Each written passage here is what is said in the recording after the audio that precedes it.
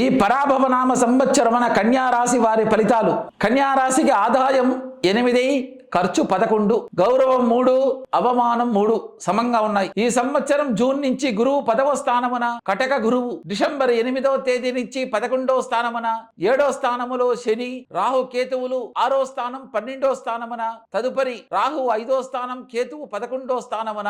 గత సంవత్సరం కంటే ఈ సంవత్సరం చాలా బాగున్నది. గురుబలం ఉంది. గత సంవత్సరం గురుబలము లేదు. లాభస్థానాధిపతి గురువు ఆర్థిక బలాన్ని, యశో బలాన్ని కల్పిస్తాడు.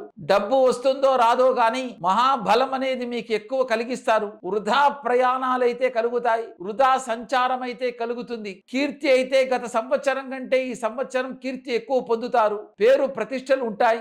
అట్లే ఈ సంవత్సరమున లౌకిక జ్ఞానము, శత్రు బాధ, శత్రు నాశనం కూడా గతంలో చేసిన మీరు పూజా ఫలము, లేదా మీ తల్లిదండ్రుల పుణ్యము, లేదా మీరు చేసేటువంటి పూజా మంత్ర బలాలు, దైవ అనుగ్రహం, దైవ బలం ఇవన్నీ అనుకూలిస్తుంది. శత్రు రోగ నివారణ ఉంటుంది. స్థానంలోనే ప్రతి ఒక్కరూ మిమ్మల్ని విలువిస్తారు. రాహు రుణ బాధలు తొలుగుతాయి. మీ వస్తువులు మీకు తిరిగి వస్తాయి. బ్యాంకుల నుంచి లాభం కలుగుతుంది. కోర్టు వ్యవహారాలన్నీ అనుకూలిస్తాయి. 7వ స్థానమున శని వల్ల ఉద్యోగము, వ్యాపారము, కుటుంబముతో దూరంగా ఉండేటట్లు చేస్తారు. రాహు యోగిస్తాడు. మీ జాతకములో కానీ దశలు బాగుంటే మీ జీవనం మరింత ఇంకా కూడా బాగుండే అవకాశాలు ఉన్నాయి. ఈ కన్యా రాశి వారికి ఈ సంవత్సరమున పరిహారం గణపతి ఆరాధన, సంకష్టహర చవితి వ్రతాన్ని జరపడం, ఎక్కడైనా గణపతి దేవాలయానికి వెళ్ళి బెల్లం దానం చేయడం వీరికి చాలా ఈ సంవత్సరం లాభదాయకం, శ్రేష్టం.